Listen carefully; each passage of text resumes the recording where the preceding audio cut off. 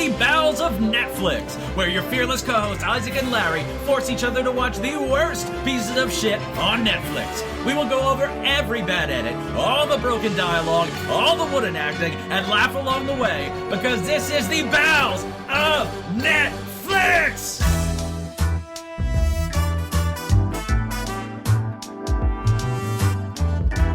Alright, and welcome to the Bowels of Netflix. I'm Isaac, and with me as always is my fearless co-host Larry. How are you doing this week, Larry?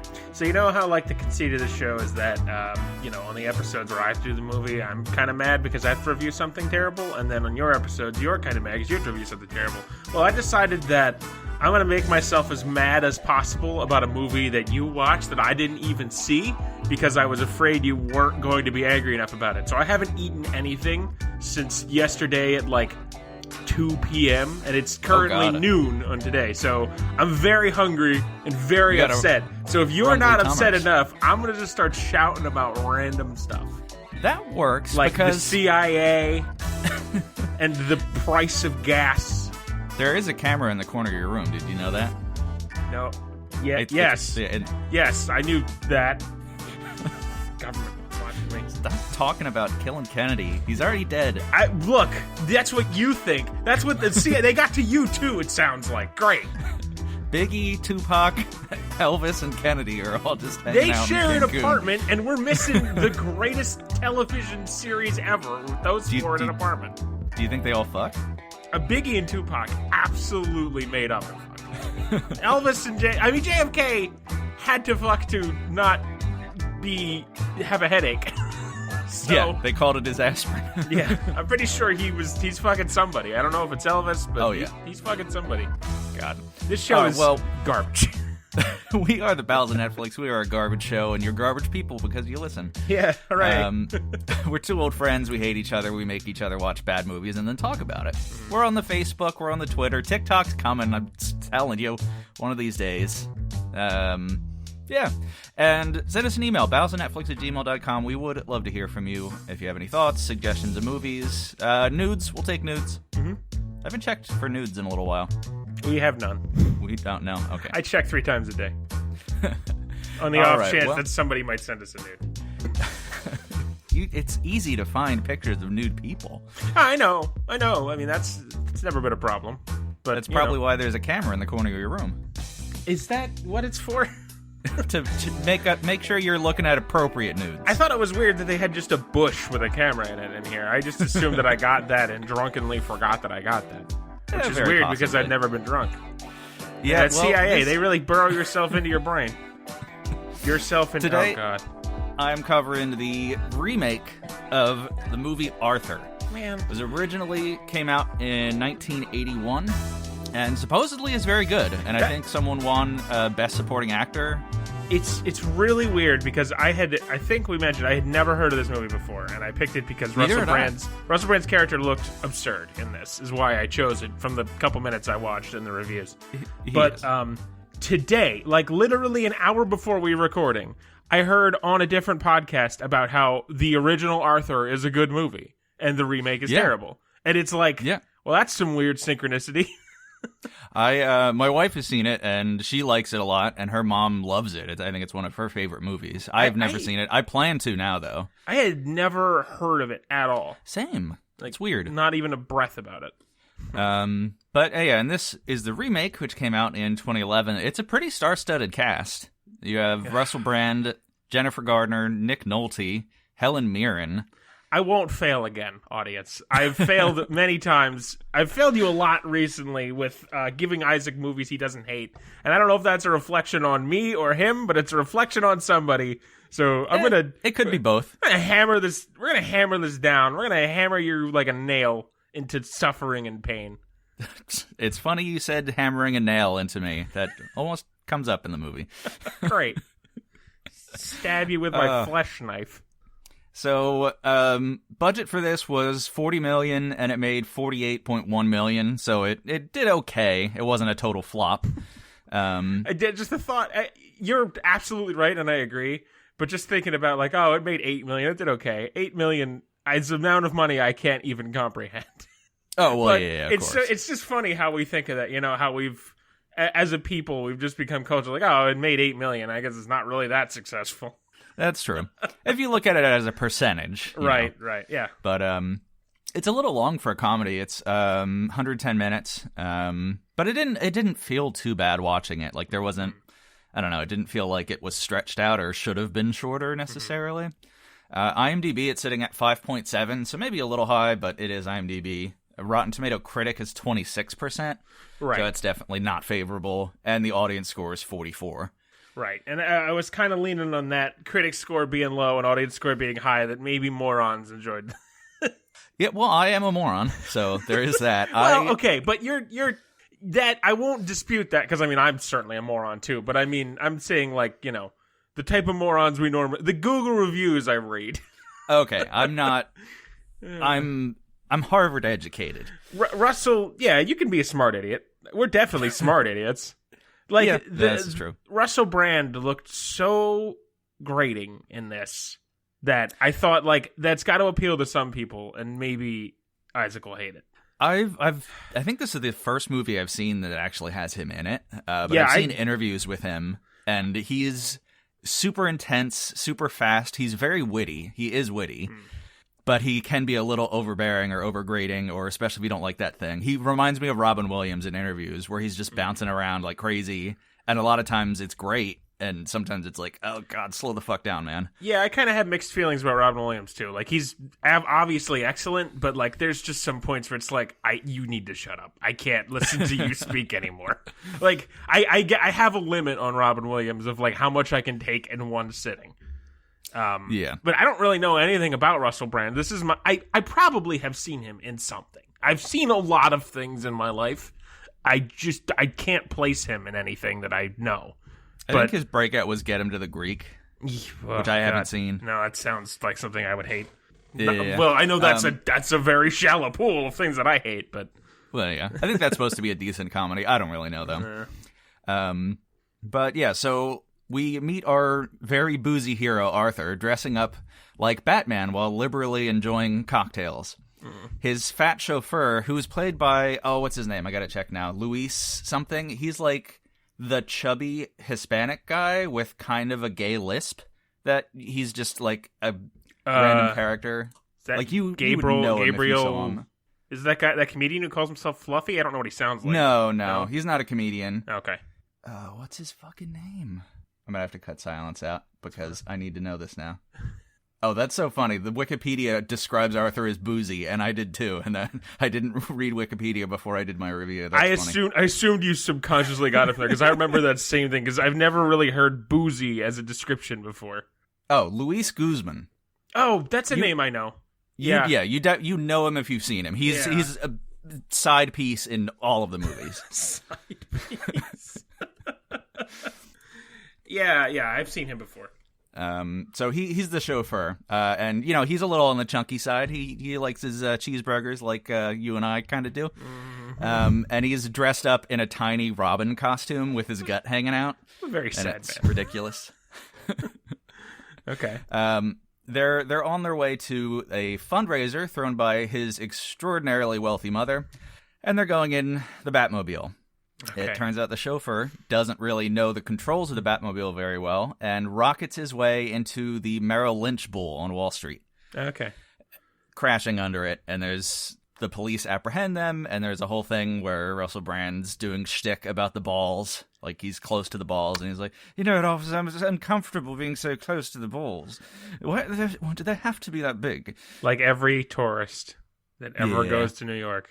There's always a line for the head and a line for the balls. They are phenomenal balls. Now, when we went, because there was a line for the head and the balls, we just took a picture at the side of it. I think so, yeah. Great, there's no line for that. Nobody was I'm there. sure I've taken pictures of the balls. I never want to go back with I have a nice camera now. I could take a zoom, get real close in. They're like a different color because people touch them, you know. Yeah, they've oxidized or whatever. I never want to stand in line because I despise the human race. And weirdly, I still want to live. I still want to live in New York City, despite thoroughly despising every human that's ever lived. They're highly concentrated in New York. You should be a ranch hand in Montana. Oh, boy. Yeah, that's probably... My destination is probably a farm somewhere in the next couple of years. Because the other options are death. Get in the car, boy. We're going upstate to a farm. Who was... Oh, wait, is that me talking to my dog, or is that, like, you talking to me? Me talking to you. It's time, Larry. It's time. Honestly, yeah. Except just in this case, do that because I'm smart enough to know you're probably dropping me off at a farm. And then as you're pulling away, just plug me in the back of the head. That's the plan. With any luck, we will both coincidentally murder each other at the same time. Yeah, I'll be pressing the button on the car bomb as your bullet enters the back of my head. This is awful content. We've both had a pretty rotten week, huh? A little bit. Just the fantasy of killing a person is like, it'd be fun. Yeah. At least do it to somebody you love, like me. Yeah, exactly. I wouldn't hold it against you. My ghost will haunt you. So, news of the escapade breaks at his mother's fundraiser, and the whole thing is ruined, and she's super pissed off. Jennifer Garner's there, so she's, like, involved in the rich people nonsense. Okay. More with her later. And who is she? Meanwhile, pretend that I know who she is, because of course I do. She got her break in Alias, which is a TV show around 2000. Okay, I've heard of it. 13 going on 30. She's been in a ton of shit. She was married to Ben Affleck for a while. I've seen 13 going on 30, which is probably like a 3 out of 10 movie, but just the fact that it has Billy Joel's Vienna cranks it up to a 5 because that's one of the best songs ever written. Fair enough. Yeah, she's pretty well known. She's up there, celebrity-wise. So Arthur posts bail for himself and his chauffeur and every other criminal in the jail, and then throws a raucous party at his penthouse, showering everybody with money. The next morning, Arthur's nanny, played by Helen Mirren, which seems strange, but, I forgot to tell you this up front, but goddamn, this is the first Bowles movie that's made me cry. Fucking what? Son of a bitch. Because she dies. The nanny dies at the end of it. It's sad. I have failed. Again, audience, I'm so sorry. It's so sad. I mean, I've definitely shed tears at least 2 or 3 Spookly movies. and the Christmas Kittens. No, okay. I got misty at Spookly and the Christmas Kittens. I've definitely squirted out a tear or two. At least one of these movies. Legit tears rolling out of both eyes. It was a full-on cry. Oh, God. God damn it. The nail through your skull next episode. I'm not fucking around. We're not at the nails yet. We're not fucking around. That's Act 2. Oh, God. So the next morning, Arthur's nanny walks around the carnage of the party. How picking old? up... Okay. You say Arthur's nanny. Is fucking... I want to call him. What's his name? I'm saying that my brain has Russell Gerald Brand. Briscoe, which I know is wrong. That's some wrestler. Gerald Briscoe, yeah. That's some old wrestler. Russell Brand was 6 when this movie was made. So he is an adult, right? No, he's like a 30-year-old man. That's part of the gag. He has a nanny because he's such a How can you not hate this? Because hearing about it is making me upset. And again, maybe because I haven't eaten, but... That might be it. But I'm just thinking about a 30-year-old rich dickhead dressed like Batman with an old woman nanny. I'm upset. I did not like the Batman opening. I thought that was stupid. He could have embarrassed himself in a less cartoony way. Oh, my God. And that would have been better. It's just, oh, man. This was a movie I should have picked for myself. That's what I'm hearing. So she walks into Arthur's bedroom and finds him sexing a hot blonde on his magnetized floating bed. Yes, you heard that correctly. Okay. Nanny casually mentions that Arthur breastfed her teat until he was 6, and he only stopped when she started putting Tabasco on her nipples. All right. I enjoyed that. It's similar to your life, isn't it? No, I kept on sucking. Okay. Suck through the pain. I like spicy food. That's probably why. Oh, man. Arthur is summoned to his mother's office, which makes him nervous, but Nanny allows him to press the elevator buttons, which he calls a silver lining. And there's a lot of banter and shtick and just I can't wait to hear what your fucking number out of 10 on this is, because I'm getting upset. Children make me upset. He is the worst man-child. The drunkest, worstest man-child. Oh my god, I'm furious. I'm furious.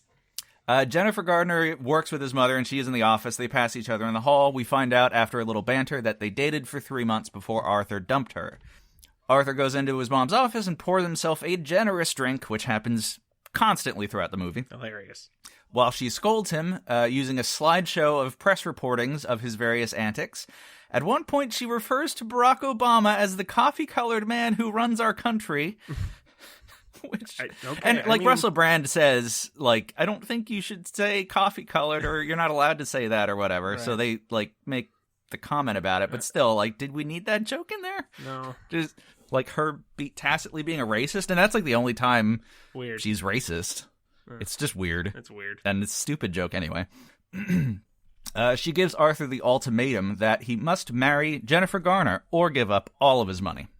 And who is she to him? Do we know yet?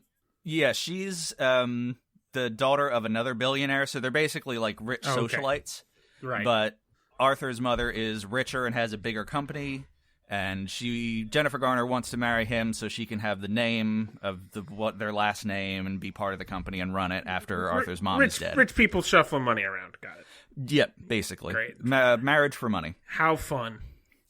Arthur is upset, and he says, no, I'm not going to do it, and is about to walk out, and then turns around and is like, fuck, I kind of want my $950 million. I guess I'll do it.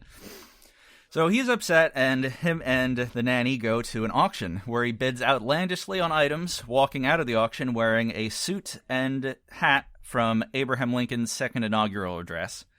Okay, yeah, man. And there's a dumb scene where he's, like, other people are bidding, and then he has two of the numbers that you hold up when you bid, and he's doing, like, two voices, and he's bidding with himself just to drive the price up.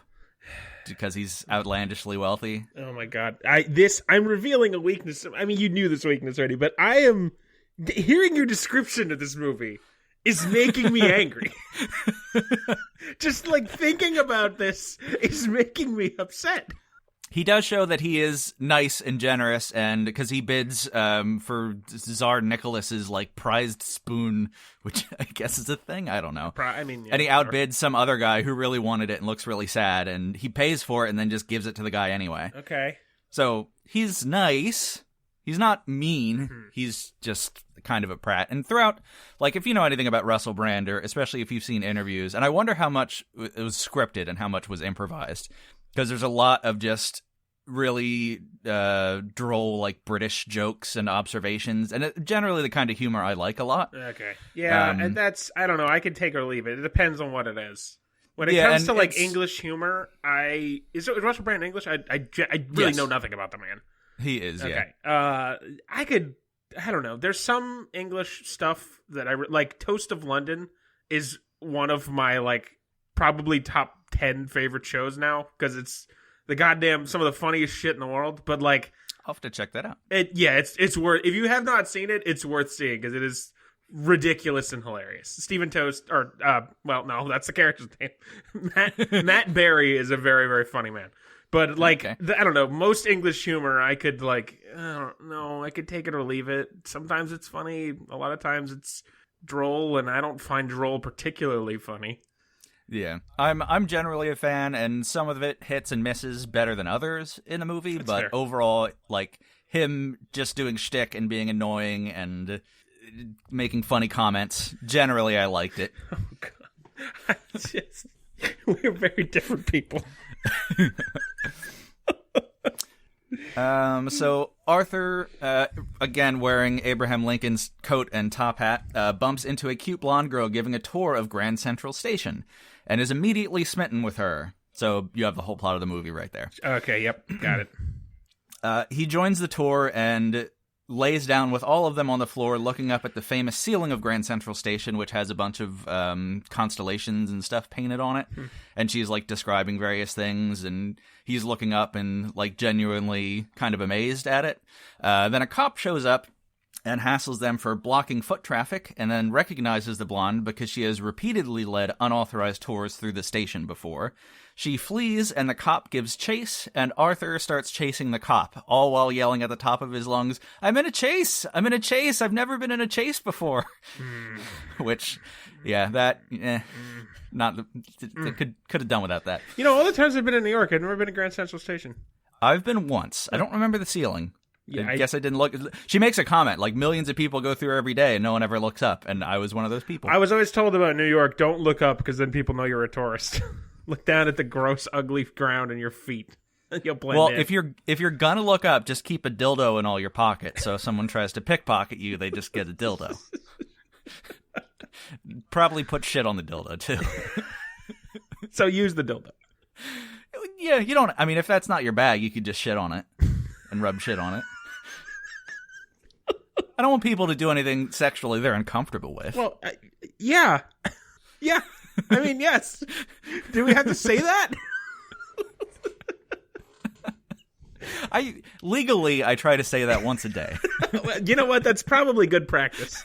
Must make your Zoom meetings at work real weird. Yeah, I always open with that. Hey, everybody, welcome to the meeting. Just want to say up front, I don't want anyone to do anything sexually they're uncomfortable with. All right, who has the quarterly report? So responsible. Christ. So yeah, they chase, and eventually the cop catches her, and Arthur manages to finesse his way out of the situation where he gets her to pretend that she was not doing a tour guide, but showing her family the tour. Okay. And it's the whole random thing, and then he pretends to be her fiance, and the cops are like, "Oh, how did you guys meet?" And he says, "Oh, we met in Grand Central Station," and they were obviously trying to cook up some lie together and make it sound like they did it together. Sure. And he said there were rose petals everywhere, and they ate a dinner of Pez, and there were acrobats jumping around. Okay. So, yeah, that was strange. She gives him. She's kind of intrigued and finds out he's super rich because the chauffeur and the nanny pull up. So is she an actress of note? Is she Jennifer Garner level, for example? Not Jennifer Garner level. She is Greta Gerwig. I don't know her by name. Yeah. I know I've seen her before. I was looking at her. She's been in a lot of movies. I think she does generally better movies like art house or indie stuff because I didn't recognize many of the titles she was in. Okay, but she has a pretty beefy career. Okay. So yeah, she gives him her phone number, and then nanny and chauffeur whisk him away in the car. Okay. Arthur's back at his penthouse, training in a boxing ring with Evander Holyfield. His nanny scolds him and tells him that he must leave promptly to ask Jennifer Garner's ultra-wealthy father for her hand in marriage. I'm so mad. Just hearing about it makes me so mad. Honestly, even if you were not infuriated by this, I'm glad I could just never get it. Because I feel like I would be smashing the keyboard by now. Part of the reason I think I like this, or this type of story about the fabulously wealthy, quirky, goofy guy who's always doing dumb shit. I really like the Jeeves and Wooster stuff by P.G. Wodehouse or Wodehouse. I don't know what you're I've never heard of that. It's he wrote in the early 1900s, but that's where the name Jeeves for a butler comes from. Okay. That wasn't a thing before those books, but it's a fabulously wealthy guy who's always getting himself in trouble and schemes and cooking up random things, and then his butler has to fix things in his wake. Okay. That's interesting. And it's wonderful, and the kind of humor Russell Brand does too, that British droll stuff. Okay. So I'm pretty sure Arthur, the original one, and obviously this one, was somewhat modeled after that. It's very different in a lot of ways. And I also have a piece of fiction haven't worked on in ages, but a half-finished book that's more or less the same thing. Fabulously wealthy guy who's weird and quirky and has all these schemes he gets into with a butler who cleans up his wake, basically. Okay, well that makes a lot of sense then. So I'm just a fan of this kind of story. That's fair. It works really well. I can understand that. I have like, I think of Pirates of the Caribbean where there's a certain part of that where it's like, I'm never not going to like pirate sword fighting. Even if it's fucking Pirates of the goddamn Caribbean 5, there's some parts of it. It's just like, yeah, I'm fine with some of this. Same thing, like, I hated Rogue One. I love Star Wars. I hated Rogue One, which is, I know. Go ahead, pile on. But, like, at the end, when they're having a big... I'll watch stormtroopers shoot at stuff with a smile on my face till the end of time. So there's some things that's just like... So I can understand what you're saying, then, like, that holds a special place in your heart. Even though I feel like I want to scream and I'm only hearing your review. And it hasn't even gotten that bad yet, and I'm upset. It also reminds me, we talked about this movie the other week, Brewster's Millions a little bit, where just this, he kind of has to be flippant, like that's the plot of the movie, with his money and be kind of quirky because he's trying to spend it all. There's not really a butler figure in that one, but just sort of that idea, someone being extremely rich and weird. Okay. I don't know. So, Arthur's in the boxer ring with Evander Holyfield. Helen Mirren, the nanny, puts on a boxing glove and punches Arthur in the face just as he mentions how unfuckable she is. I'd throw Helen Mirren a bone, to be fair. Calling Helen Mirren unfuckable is kind of funny because, I mean, I don't know. There's something about that is funny. I'll give him that. And it's he's talking about the girl he met, and she's saying, "Oh, you need to go propose and ask for this other lady's hand in marriage. You can't fall in love, you stupid asshole." And he's like, "Oh, but she's wonderful, just pretty much like you, just a lot more fuckable." So yeah, she punches him in the snout and then tosses the glove down and tells Evander that if Arthur isn't out of the ring in 1 minute, she's going to bite his other ear off. If you don't know, Evander Holyfield was the person who Mike Tyson famously bit his ear off in a boxing match, or part of his ear. Mm-hmm. So, which is on camera. You can see it. It's pretty funny. Oh, it's rough. And it's actually Evander Holyfield. So what else is he doing nowadays?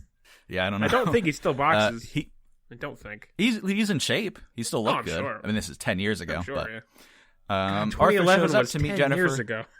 Hey, I know. Jesus. Oh, man. Fuck. Arthur shows up to meet Jennifer Garner's father in a DeLorean, so more movie cars. Oh, God. He's led to an unfinished floor of the high-rise building and is told to wait there. He grabs a nail gun and goes on some tirade about, it's the end of the world and the zombie apocalypse, and Arthur is the one to save the day, and he starts firing the nail gun haphazardly, which, of course, sends a couple of nails directly into... Jennifer Garner's father, who's played by Nick Nolte. Science, construction equipment alert. Not how nail guns work. Yeah, you do have to depress the top of the nail gun. Yeah, they don't just fire like a gun. No. If you taped it back, you could. There's ways to make that happen. I didn't know that. Interesting. As long as the plunger is depressed. So if you depressed the plunger and held it in place with tape or glue. Can you help me? Can you come to PA to help me build spice I'm not going to rack? I'm not abetting a murder. What about Stop asking. What me. about how do you feel about being murdered? Shit.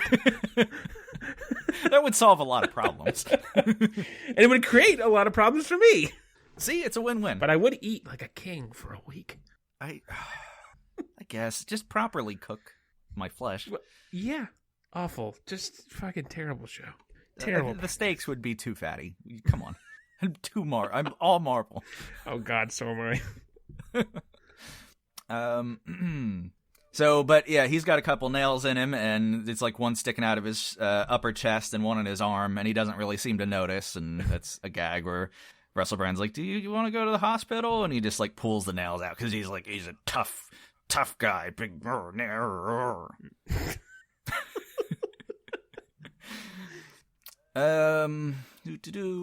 Where are we at here? Okay.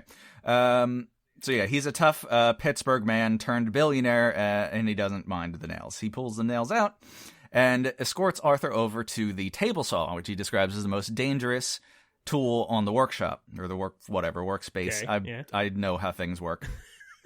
And he makes Arthur saw a board in half, and Arthur's very excited. He's, I did a man thing. This is the first man thing I've ever done. I want to punch him. I want to punch him. I want to punch. I just through your description, I want to punch him. Nick Nolte then shows... Oh, he's Nick Nolte. He says this... Okay, I don't think we mentioned that it's Nick Nolte. I did, briefly. You did? I may have missed that. I'm sorry. That's fitting. Nick Nolte getting shot with nails and then brushing it off is fitting.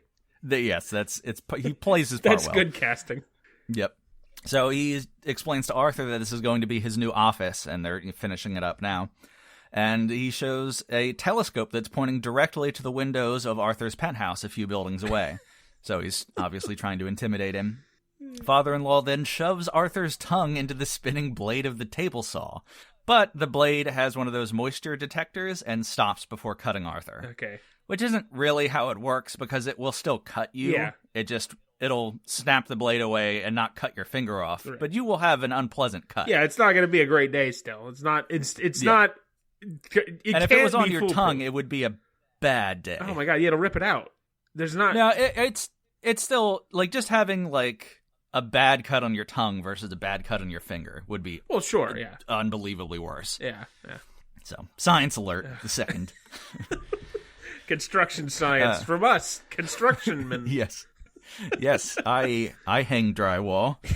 I used to hang drywall. Never mind.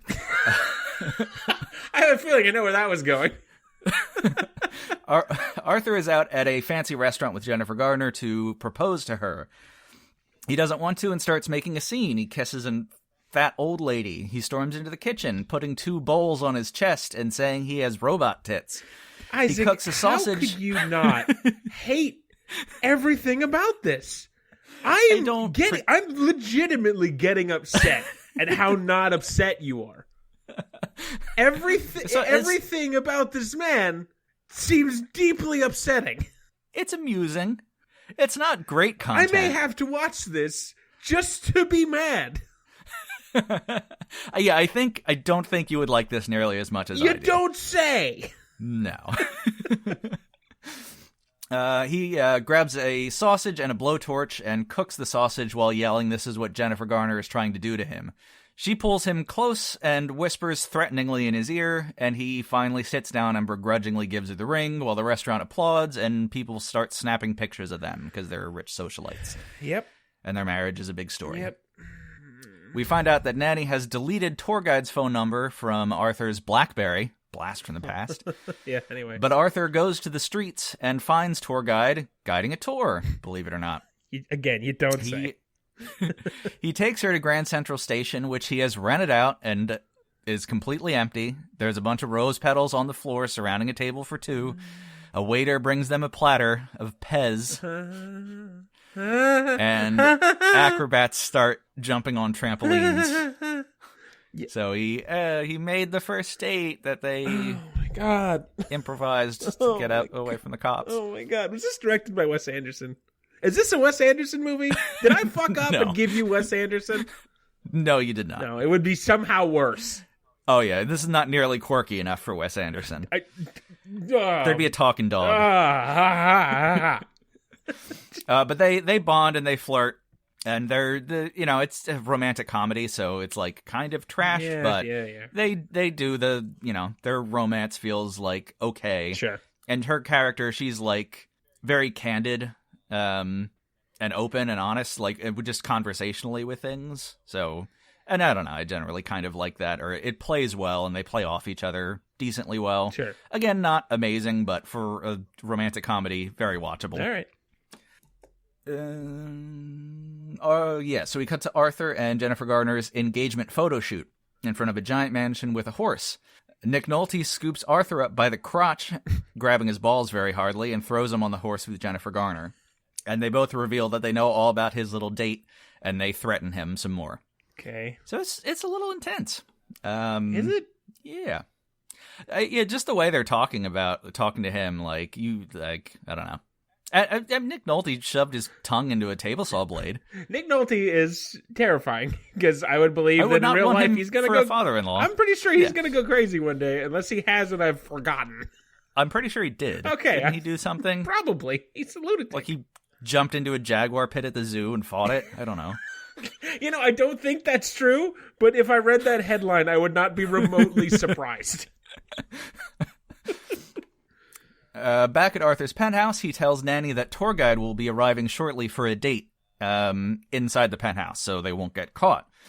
The doorbell rings, and Arthur answers, and it's Jennifer Garner standing there in a trench coat. He panics and leads her to the bedroom, where she reveals that she's wearing lingerie under the trench coat, and she is extremely drunk, but wants to clown.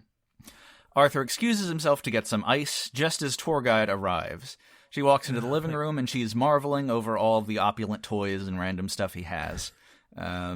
Nanny offers to give tour guide a tour. I chuckled when I wrote that. Well, you're a bad man. You're going to hell. Yeah, this is if true. If Christians are right, you're going to hell. Or whatever the Mormons believe. Arthur excuses himself to go primp himself, as he says. So Nanny and tour guide end up making small talk in the movie theater that perpetually plays Looney Tunes that he has, because of course. I'm so upset. How's your wife? I need a break from fucking Arthur. How's your wife? Her fingers are healing. Thank God. You know what? It's good to have some good news today. Yeah, I'm almost out of pie, and someone's got to make more. Almost out of pie. That was a horror movie I've ever heard. What? Seriously, God. Actually, I'm not big on pie. I have it at the holidays, but I never get a pie. I knew there was something wrong with you. Because? I knew there was something wrong with your brain. How frequently do you eat pie? I try and fail to not eat, carbs and sweets very much. But when I do, ice cream is my first go-to and pie is my second. Well, why not both? That's where it's at. Because I'm already 300 pounds, man. Oh, God. So, Nanny and tour guide sort of have some bonding moments, and she tries to make small talk, but Nanny's kind of stuck up and prissy, and obviously doesn't want Arthur messing around with this girl anyway. But they kind of bond a little bit. Arthur goes back into the bedroom, and this Jennifer Garner, I mean, she's hot, really hot, but... Go on. I don't know. This scene was just weird because she... starts drunkenly ripping his clothes off while he's telling her to stop, so that's just not cool in and of itself.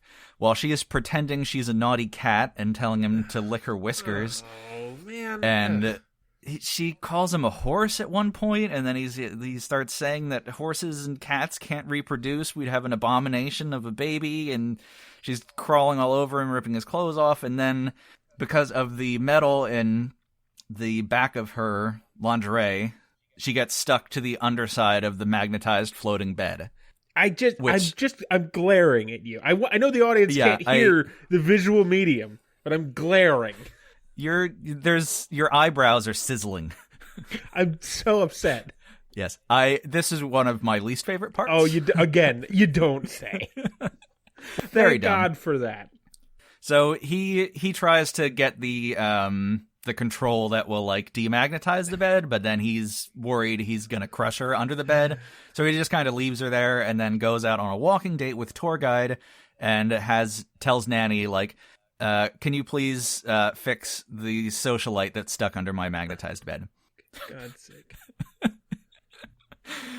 Saying some of this stuff really makes it sound bad. Yeah, you don't. Again, I don't mean to sound like a broken record, but you don't say. So he takes the opportunity to go on a walking date with tour guide, and they sit down. Excuse me, God, I'm gassy. Vomit. It's probably all the pie. Yeah, you can tell her to stop making pies at some point. Oh no, that's not going to happen. You did restock the spring stock of pie. Well, it would just be confusing because tattooed on her forehead is "make pies for husband." So if I told her to stop making pies, the mirror would be contradicting me. Do you have it tattooed backwards, or does she have to read it backwards? Oh shit, that's probably why all our pies are upside down. Damn it. Oh shit. So and there's a cute scene where they're bantering and falling in love and all that fun stuff, and they both reveal they read the same children's book, Toad and Frog. Did you ever read that? I don't think I did. That kind of sounds familiar, but I may be thinking of Wind of the Willows. Yeah, that's what I was thinking too. But apparently, it's a picture book. I've probably seen it. My mother worked in several different daycares, so I've probably seen it at some point in my life. But But yeah, it's a toad and a frog and like one of the toads bring the frog a picnic and all the sandwiches fall in the water and then they're very sad, but they're like, well, at least we have each other, friends. Man, going on a picnic and the story. Sandwiches falling in the water is the saddest story ever told. Yes. Sophie's Choice really could have turned it up a notch if they put that scene in there. Yeah.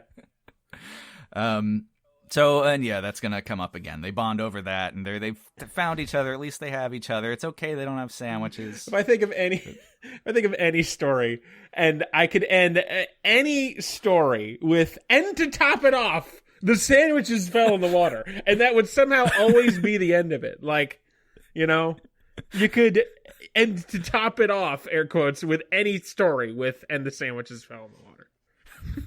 While Christ was on the cross, his last PB&J fell from his loincloth and landed in the blood. That would be like just the ultimate insult to injury is just, and there goes lunch. Did I mention I haven't eaten in like basically 24 hours? Yes, you did. I'm starting to. Do you need to take a snack break? I'm starting to cry thinking about the sandwiches going into the water. So now Arthur is wondering if he could actually live without all the money, if it'd be worth calling off the wedding and just falling in love with the tour guide. Sure. So he gets a job in a candy store, but he can't work the register. He gets caught eating candy on the floor. I could just see it in my head, and I'm mad. I'm mad about it. There is a man in a dancing around in a giant gummy bear costume, and Arthur really wants to do that job. And in the break room, he offers the guy $10,000 for him to spend an hour in the costume. So, of course, he gets in the costume, and he starts handing out free candy to kids, sipping liquor from his flask, and drunkenly falls down the stairs and is predictably fired. Yeah, it sounds like my last family reunion. My sister mentioned... I saw my sister yesterday, and she mentioned she was almost in the... she worked for Toys R Us for a while, and she was almost in the Jeffrey the giraffe costume for the last time at her store. She was like, She was out that day, but she was scheduled to be in it for what would have been one of the last times, apparently. I don't know if that means anything. You scared me so much when you said Jeffrey. I was so worried what was coming after that. What did you think could have happened there? I was worried you were going with an Epstein. He's just lurking at a Toys R Us. Don't get me started about Jeffrey Epstein, please. Please. I can't hear the word Jeffrey without being scared now. As soon as people say it, I tense up like, oh God, which one? Which one? The giraffe? The molester? The international criminal who let's let die and stop talking about. Yay. Yeah, great. No cover-ups here, sir. So Arthur finally shows up at tour guide's house, very drunkenly. Again, he's pretty much drunk all the time. He's boozy. To confess, yes, boozy. I'm so happy that Wikipedia reputable source that he's boozy. He confesses that he's engaged and, like, very poorly explains the situation, and she's understandably really upset and tells him to get the fuck out. Yep. We get a very sad montage of Arthur doing wedding planning with Jennifer Garner. They're like learning how to dance and picking out ties and stuff, and he's very glum. Nanny goes off to Arthur's mom's office and tells her that she doesn't think the wedding is actually a good idea, but mom basically tells her to fuck off. Nanny then goes to the tour guide's house and tells her not to give up on Arthur, and then she stands up to leave and feels ill and ends up in the hospital. Oh no. So Arthur goes to visit Nanny at the hospital with a big bunch of teddy bears, giant teddy bears, and he makes her put on a Darth Vader mask, which has the Darth Vader voice, I hope he gets, which she begrudgingly does. This movie ends with him getting murdered in the street by like the fucking people that killed Caesar. I hope they time travel and kill him too. And there is a line from earlier where, like, he's constantly in his bathtub, and that's a big thing, like looking out on the street with binoculars. Like, that, many scenes take place with that. Okay. I think that's, like, the cover of the first movie is him in the bathtub, or the poster. So, and at one point he's in the bathtub after he's, the first party where he's fucked a bunch of random whores or whatever. Sorry, ladies of the night. And she tells him, and it's great to hear Helen Mirren say this too, is like, make sure to clean your winky. Lord knows what sort of infestation you might have got from between that lady's legs. Helen Mirren's great. I won't say a bad word about her here. I'm sorry, Dame Helen Mirren. She's good in this role too. I'm sure, yeah. No, I'm sure she's makes fantastic. Me fucking cry, that bitch. But so she has the Darth Vader mask on, and he asks her, say clean your winky. And she says clean your winky in the Darth Vader voice, which is funny. Okay, I mean, I can get behind Helen Mirren doing some funny stuff, sure. It's good. So, and obviously, tour guide, like, helped get Nanny to the hospital, so she's there, and Arthur and tour guide talk in the hospital cafeteria, and she reveals, oh, right, I forgot to mention this earlier, her dream is to write and illustrate children's books, and the one romantic date they have. How convenient, she's in love with a man-child. How fitting. He encourages her to pursue her dream. And she, lives with her dad, and they're super poor. Good thing his nanny fucking randomly died to give him the shot in the arm to go pursue this relationship. But that doesn't sound cliched at all. What would you give this movie out of 10? Oh, wait, no, let's hear it at the end. Idiot. Oh, God. I'm scared you'll hurt I me. may have to. I may have to teach you your place. So Jennifer Garner shows up to visit Nanny in the hospital, and they all awkwardly meet, and Jennifer Garner politely shakes tour guide's hand. I was hoping you were going to say titty, but I'm just a sad sack person. Man, the world would be better if that was a standard greeting, wouldn't it? Mm-hmm. Can we start that? How do you start that? At the pizza shop. Next time you're picking up a slice. That's where everything starts. You just do it to men and women. Grab that sweaty, hairy pizza man's teat and shake it. Wrong. Just bad, wrong people. Oh, the aromatics of that. Yeah, that's ruined. Next. On to the next gag. Never going to think about that again. What, grabbing boobs? Honestly, yeah. Certainly not for the next couple of minutes, that's for sure. Why does your nipple look so... Oh, wait, that's a pepperoni. You got me. Lorenzo. Lorenzo. Dun-dun-dun. Jesus. See, we should be making pictures, Larry. Yeah, I'm for it. Fuck. Oh, got it. Okay, so, and yeah, she had said earlier to Arthur that her book is finally getting published, and she's super excited, and they kind of have cute banter moment and stuff, and then Jennifer Garner shows up, and she's like, oh, you got your book published, what's the name of the publisher? And she reveals the name, and it turns out that Arthur bought the publishing company and had them publish her book. So she's super pissed because she thought she earned something. Yeah, it's not romantic at all. Yeah.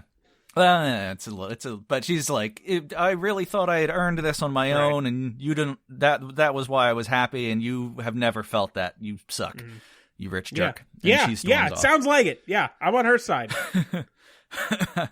And then, Arthur's pissed off at Jennifer Garner for doing that, and da. We get a montage of Arthur taking care of Nanny as she recuperates at Arthur's house, because I guess she kind of lives there. I guess a nanny lives. I don't know how nannies work. I don't know how the rich do any. I don't know how they work. I've never been one. I've never been allowed to breathe the same air as one. So, but it's a nice montage of them sipping tea together, watching. She likes watching documentaries about bears. Hey, I don't know. I've never. That sounds amazing. I love bears. There's he tries to cook for her and prepare tea and various gags. He doesn't know how a tea bag works, and there's the shot is pretty good. It's just Helen Mirren's face, and he keeps popping out of the kitchen door, the two-way swinging door, to ask questions, and then you hear him go in the kitchen, and she's just various gags where things clamor and fall, and she yells, be careful when you grab that pot, it's gonna be, and then he starts screaming and stuff falls. Sure. And all that. Whatever. That's classic gag, I guess. And he comes out with a plate of eggs for her, and his hand is all bandaged. He says, I cut myself, there's some blood in those eggs. And then he grabs the eggs back and is like, never mind, don't eat those because of the blood. That sounds funny. And that sounds funny. His timing there is good too. Yeah. So they bond and talk, and then she fucking dies. God damn it. And he's like sitting in a chair next to her bed and then falls asleep and then like wakes up suddenly and it's the morning. He's like, oh my gosh, I had a nightmare. And then Nanny? Mm-hmm. Nanny? Look, Nanny! I would probably get misty-eyed too because I get very sad about literally everything because I'm all broken up inside. But I just can't. It's so, having the luxury of not having had to watch it, it's so contrived. Yeah. The movie is having the luxury of having not the emotional punch of watching Helen Mirren die. It's incredibly contrived to make Arthur seem the plot is serious after however many minutes of him being a piece of shit. Not remotely interesting or exciting. It's just contrived. Contrived is the word. So then he's like super depressed, and his chauffeur like tries to put the Darth Vader helmet on and cheer him up, and he's just sitting in the tub, and that doesn't help. So he throws another giant lavish party, and it's one of those scenes, and I always like this shot. It actually reminds me a lot of the BoJack Horseman opening, where it's just like close up on him, like you just see his face, and then he's going through the party, but the way it's shot, like he's going through slow motion, and he's like looks dazed and drunk and sad, and he's just like holding a liquor bottle, and then there's a party going on around him in fast motion. Okay. And just all this whirlwind around. I also love that shot, so I'll give credit there. Yeah, that's a great. The BoJack Horseman opening is a great, very fitting there. Yeah, and that really captures too, and just like his. Just that feeling, like after you lose someone you're really close to, like definitely, just like totally hollow and weird. But then also like all the excess of the partying and how that's not helping, and he's sort of realizing that lifestyle doesn't work or it's not sustainable. Right. So now it's finally Arthur's wedding day. He arrives incredibly drunk, of course, and he goes to take another sip from his flask, but he finds it's empty. But there's a note inside from Nanny, which is written up on a rolled up page from the Frog and the Toad book. Oh my god! Yeah, it's a little smarmy. It's so contrived. And they had another scene where she was reading him the Frog and Toad book in bed as an adult. I earlier assume. On. Oh yes, it's great. How charming! How charming! It's almost like his money is the only good thing about him. Carry on, continue. As contrived as that is, there's a little twist that I like. He's too drunk to be able to read it because it's written in like small handwriting. So he goes and finds a little Asian boy who's in attendance to the wedding, and he's like, "Psst, come over here. Do you know how to read?" Kid's like, "Yeah." He's like, "Read this note." And the little Asian boy is just like slowly like bumbles over the note, and it opens up with something like, "Oh, Arthur, you unbelievable prick." And the kid like stumbles over a prick and is like, "What?" But yeah, it's more or less a sweet note and various things at the end, and then she reiterates something she had said, like, you could do anything you want with your life, or you're capable of anything, or something like that. And that's the kick in the pants that he needs, because when the he's up at the altar and they say, "If anyone has any objections, speak now or forever hold your peace." He's like, "I object," and then goes on a tirade about how they don't love each other and she's just marrying to get the company and all that stuff. And she punches him in the face, and Nick Nolte grabs him and tells her to punch him again. And she has this whole speech where she says, "I'm just marrying you for your fucking name, and you are not doing this to me," and all that. And then Arthur's mom gets pissed off and basically says, "No, well, we're not going to do this then. Fuck you, you money-grubbing piece of shit." And asks Arthur, "Are you sure you want to do this?" And he says, "Yeah," and she's going to cut off his money. And he says, "I'm fine with that. I don't need any of this shit anyway." And he strips all his clothes off, except his underwear. God's sake. While he goes on a big speech about how fake everyone is and how it's bullshit and he doesn't need money and all that. And then he goes out to get in a cab to go to tour guide's house. But he doesn't have any money, and his mom comes out and gives him like $20 for the cab and says something like, you still suck and you're a piece of shit, but I actually respect you for this decision to give up all your money to not marry this person. So she kind of has a little bit of a face turn, sort of, but it's still weird. Wrap it up. Let's wrap this up. killing me here. Fuck. He gets to tour guide's house in the cab, gets out still in his underwear. There's a bunch of Hasidic Jews wandering around for some reason, I guess to juxtapose him being in his underwear. So, and he yells, "I didn't go through with the wedding." And he's like, "Okay." And then he says my mom died, even though it's not his mom, it's his nanny, but he sucked her nipples for 6 years. It's basically her mom, his mom. Well, yeah, well, you know, a lot I could say about that and to that, but I'm going to let it go. Lorenzo's my mom. Been sucking on those pepperoni nipples for decades. Ah, man. So, and yeah, he says, she says, "I'm really, really sorry, but I can't replace her. You shouldn't have given away the money because I don't want to be with you." And he's very sad, and he leaves. And then we get a montage of him in AA, telling various stories and like getting his various chips and stuff like that. And he's getting his life together, and he's like paying for stuff like out of a little coin purse because he doesn't have a lot of money. And he ends up in a bookstore and sees her book is published and buys a copy. And it's not clear if it still was published like because of him. I guess it was. So. I don't know. Anyway, not that it really matters. So, and then he sees, like next to the stack of books that she's doing a reading at the New York Public Library today, conveniently, right now. Oh my God.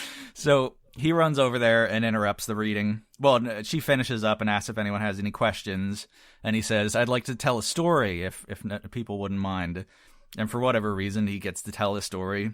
And it's about this prince who fell in love with this woman who was so beautiful and magical that he gave up his entire kingdom. But he had a problem with candy. He couldn't stop eating candy.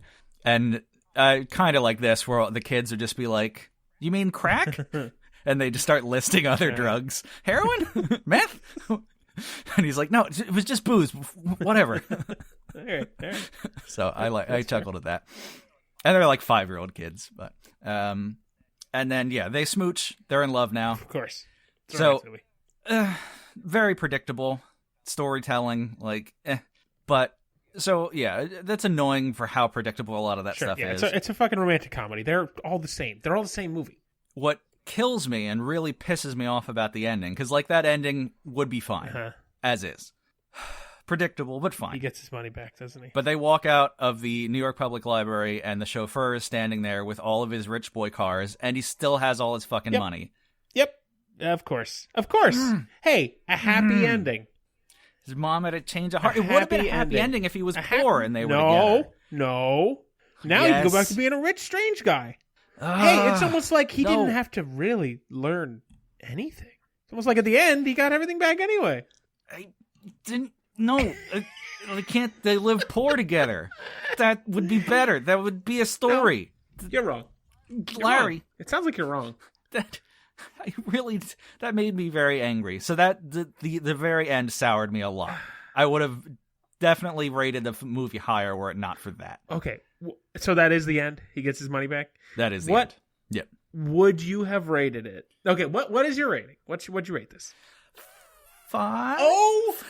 Okay, let me... Oh my God, hang on, I'm having an aneurysm. What would you have rated it if the ending was just they stay poor, they kiss, and then they walk out and they're like, go to New York, or if they live in New York? 5.5? Okay, I thought you were going to say 7, and I was going to stop the recording 7. and let you finish the episode by yourself. No, definitely not. This may be a first in that I don't think I have ever been so mad about something I didn't have to watch. I'm fucking livid. And I just had to listen to you describe it. Can I give you this movie for next week? No. How does that work? I mean, I guess if you... No, I think that would... Well, that's interesting. That's interesting, actually. I suppose you could. Nothing's stopping you. The audience might be... I don't know. I think I'm going to blow my... I don't think we're reason. Blow my Maybe I'll make you out. watch it down the line. I mean, I suppose there's nothing stopping you from making me watch it. But, wow. No, I have something else planned. That is... Yeah, it's... something. I was entertained throughout the movie. Brand's shtick is generally pretty entertaining. There are definitely, I had my chuckle moments. The nanny dying was, and like I glossed over some stuff, but it was built up enough where it made me cry. Sure, yeah, no, and I mean, like legitimately be sad. If it hits you with that emotional depth, I'm guessing it was done right, and then it would I'd probably have a similar reaction because we're softies at heart, even though I'm hateful and spiteful. I'm soft at heart. And again, it's not good. It's like you said, contrived, super predictable. As soon as the nanny like sat down and said, "Oh, my head hurts," it was like, "Oh, well, she's gonna die." Yeah, exactly. God damn it. Right. And like as soon as he meets the girl at Grand Central Station, he's like, "Oh well, yep, that's what's happening." It's a very, very, very cookie cutter plot. Yes, I mean, incredibly totally. so. Which is like that for me. That I maybe, well, not maybe. That definitely shows that I'm just sour on that immediately because it's just I'm a lot more okay with contrived plots. Like I can look past it. It'll never be one of my favorite movies if its plot is that predictable. Sure, but I'm okay going along for the ride, even though I know where it's going to end up. Yeah, I mean, if they all weren't the same, I'd maybe be a little more forgiving. Yeah. The only thing this was missing was her having already the coffee or the tour guide girl already being in a relationship. That's the only plot point we're missing here that gets broken up because of Arthur. True. It just sounds so frustrating to me. Yeah, no, it definitely was. It was not a good movie. It was not a particularly bad movie, hence the 5. There are parts I really liked, parts I really didn't like. The ending specifically, goddammit. Yeah, that's dumb. Oh god. Yeah, I might want to, if I see it's on Netflix again in 10 years, I might give it another spin. You're sick. Yeah. Wow. It's not going to be in the kind of movie I watch like every few years over and over again. It feels like wrong Star for Wars me, or something. It feels wrong for me to judge it just considering considering I haven't seen it. But man, based on that description, wow. I'm sure you would be unhappy with it. This is, and the way as it was my cup of tea, it was not your cup of tea. Yeah. This is really showing the stark differences between, because like when you described what was the Halloween one? Babysitter Killer Queen 2, whatever the hell it was called. Like, yes. I could see based on your description, like, okay, I can see why this is maybe not as bad as it looked to me from the trailer. But yeah, you've done nothing but sell for me how awful this is. Yeah, that movie was self-aware and knew what it was trying to do and did it pretty successfully. Because that's another one you liked quite a bit. You gave it a 7. You really liked that. Yeah. But like based on that episode, I could see why it might be good. But this sounds like I would give it a -2. Just based on the description. I haven't seen it, but wow, this is really interesting. Yeah. And everyone lumped on Russell Brand's acting particularly, which, I mean, it's a rom-com. None of the acting is good. Sure. But he didn't strike me as particularly bad. Like, he plays the role as it's needed. It seemed annoying, because when I saw the trailer and I watched a couple of minutes, it seemed like this would irritate me greatly. And it seemed like it would be irritating to not just me with my particulars, but to anybody. It just seems like he's degrading man-child, and that I thought that's what I was seeing, but it's been a couple weeks now since I've looked at that, so maybe they were saying it was bad. It didn't look bad, it just looks like a bad character, which is different. You can be good at acting a bad character that's not fun. So yeah, I think he was nominated for a Razzie. He didn't win it, and he even said later in interviews, like, he regrets playing the leading role in this. It's like one of his biggest regrets in life, which is insane. Really? Yeah. Oh, and he was married to Katy Perry. I don't forget. Oh, I didn't know that. You probably didn't know that. No. Is he still, or? No, I think that was like a 2-year marriage. Yeah. And he's like, in real life, he's all kinds of an addict, like sex addict, drugs, alcohol, everything. I think he's pretty good in recovery. Okay. Or like he has been for a while. I think he was in recovery before he made this. Interesting. So he plays like the alcoholism part pretty well. Okay. Because he had lived it. Fair enough. And he said it wasn't hard for him to do, and which this seemed weird, but he would sniff alcohol before his scenes to remind him what it was like to be drunk, which doesn't seem like a smart choice. I guess he was okay. I don't think he's relapsed, but I don't know. That's interesting. I didn't know that. Yeah. I don't really know anything about him, so. Yeah, he's written a whole book on recovery stuff. I haven't read it, but Interesting. yeah, he's an interesting guy. Yeah. And he's very smart, but he is also kind of grating. Yeah, I mean, it seemed like the character was designed to be grating. So I wouldn't judge... Yeah. Based on what I saw, the little bit I saw, I wouldn't judge him as an actor based on that, necessarily. He seemed perfect for the role. I mean, based on what you just said, yeah, it sounds like it.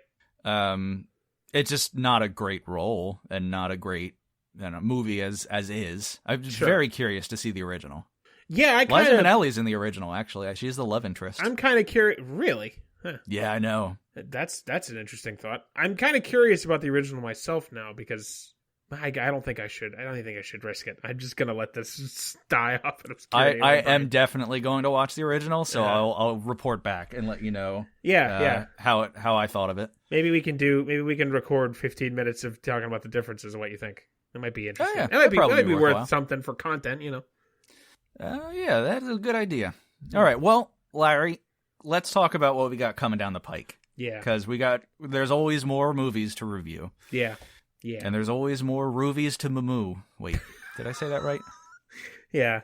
So I'll go first. I'll get this out of the way. You know how I usually have you have Netflix pulled up? I do. Okay. You know, I usually have like you. I don't. I knew. This is why I asked. I just wish you didn't have to lie to me about it. I can't. My wire is in the way of my fingers. My wire's in the way of my fingies. I can't type. I don't know what that voice is. Netflix. Okay. Now, you're not on Wikipedia, right? You are on Netflix. Yes. Okay. Wait, who am I? Who's watching? Am I kids? No. Yeah. Okay, you got it? I'm pulled up. Okay, I got Are We There Yet at the very top. Yeah, which apparently is so weirdly beloved. I don't know.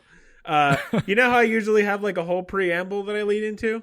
Yeah. Scales. Mermaids are real. Go fuck yourself. Oh, I think I saw this. Not saw it, but like passed it. Oh, geez. Oh, it's not. I mean, it's a kids movie, but I thought it was going to be animated. Oh no. Oh no. Oh no. It's oh not. No. Don't play it. Netflix, stop. Some things stop, never change. Netflix. The suggested movies around this all look like it's a gold mine. It's a rabbit hole for sure. A seemingly ordinary girl learns she will turn into a mermaid on her 12th birthday and be forced to leave her life on land behind. I jumped around to 3 different spots and watched about a minute and a half of each. And at one, I think there was no less than 7 different child characters on screen. And the thought of you having to deal with that just made me happy. And also, scales, mermaids are real. Go fuck yourself. Now, I saw this question posed on Reddit recently. Yep. If you were to eat a mermaid, yep, what would the transition be between fish and human? I assume wherever the human starts and the fish stops. But would it be like a hard transfer or would it be like a blended section? Or if you had a cut from the right place, would it be surf and turf in one animal? I'm going to say that just because that's too funny. I don't. Yeah. So you think so you're asking is it like interconnected near the tail part, or is it like where the belt would be below is fish and above is lady or man? Is it a hard line or is there a transition mode? I'm going to say there's just it'd be transition mode, but I like the idea of it being a hard line where you could give her. So here's a question. If you chopped a mermaid in half alive and then you gave them robot legs, and so they had like a torso and like a rope, this is a science fiction universe. In fact, sure, we might have to cut this because that sounds like a fun character if I ever write a movie. I'm like, I used to be a mermaid and now I'm just like a half robot. That's pretty good. That sounds like something that could have been a Hitchhikers or something. Yeah, that sounds like something you could do comedically. Where it's like, I lost all my mermaid parts, so now I'm just like a half robot, half person, part mermaid. I've got a mermaid spleen. And the rest you invite them to go out to sushi, and they're like, not comfortable. Yeah, that actually sounds like a fun character you could throw into something. I don't know what. Yeah, Hitchhikers is probably good. Oh boy, that's oh god, I'm dying. I don't like children. I know, it's great. Oh god, I'm not fucking around. We're not fucking around with romantic comedies you accidentally like. You moron! Can't believe I'm a sucker. Can't. I have no taste. So you are watching a weird little movie that I found. Better not be Arthur. And I asked you a few weeks ago if you knew who Pauly Shore was, and we both kind of knew who he was. No, is it Biotone? No. No, it's a very recent movie. I think it's a Netflix original. Wait, Pauly Shore's alive? I thought he died.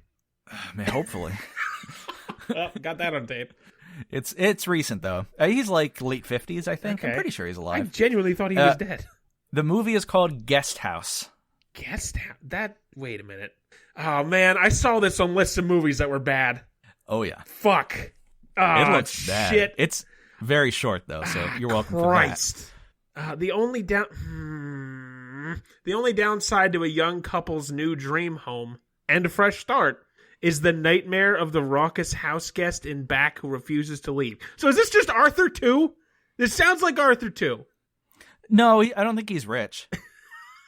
I think he's just a weird party animal. This is fucking. It just sounds like goddamn. What's the fucking movie? Yumi and Dupree with Owen Wilson. Oh right. Is that this? Yeah. Yeah. This is probably the knockoff Netflix version of that. Man, this. Fuck. It looks pretty rough. I skipped around a few spots here and there. Shit. Man, I don't want to watch this. It's gonna be fun. There's a party scene. It's fun. Yeah, I think there's lots of titties. So well, I guess there's something out of that. But that fuck. Great. I'm still uncomfortable having had to watch Jennifer Garner croon "Lick My Cat Whiskers, Baby." That's actually upsetting. Yeah. And she wasn't even in Cats. Man. I can't wait for that to come to Netflix. Oh my god! That has to be because I think it's long. That has to be like a we do half each because Cats to me probably because I feel like not just because I don't want to watch all of Cats, but I feel like Cats is such a landmark terrible movie that we both need to get a part of it. Yes, I think very much because, American. Whatever that was. Yeah, I thought about because we have I think I'm owed an out of Netflix movie after I don't know, you gave me something. I feel like one point you gave me a movie off of Netflix, but my memory's pretty hazy about it. Did it magically disappear from your memory? I don't know what you're talking about. I feel like you've done it, but I don't remember the movie itself. I feel like it's not real. Interesting.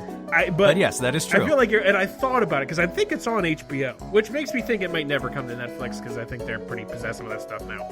But that may be because Cats is, to me, like something I want to see just to say that I saw Cats and it was the worst thing ever created. I want to see all their puckered cat buttholes, too. I think that might be a contender for our next break in half because that's a good idea. We both have to see it. That. I fucking... oh, man. So, yeah, but... Yep.